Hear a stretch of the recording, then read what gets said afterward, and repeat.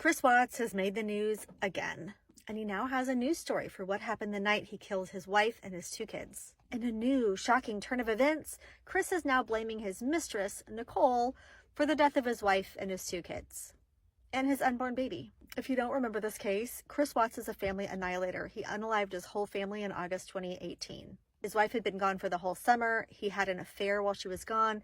When she got back, he suffocated her, put her body, her 2 kids in the car, dumped her, and then he suffocated his 2 daughters and dumped them at a site where he worked. He pled guilty and is currently serving life in prison, and he was transferred from Colorado to Wisconsin for his safety.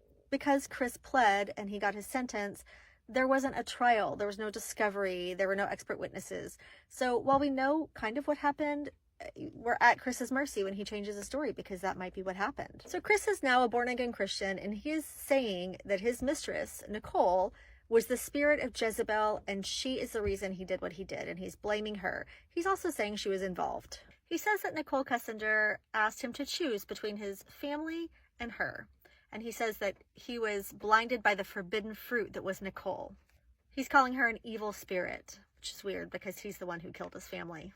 We know all this because of a fellow inmate, Dylan Tallman. Now, Tallman was serving time for something drug-related, and then he was released after 4 years, and then he was picked up on a parole violation for driving without a license. And so he's there for 4 more months. And he and Chris have exchanged notes. They call each other spiritual twins.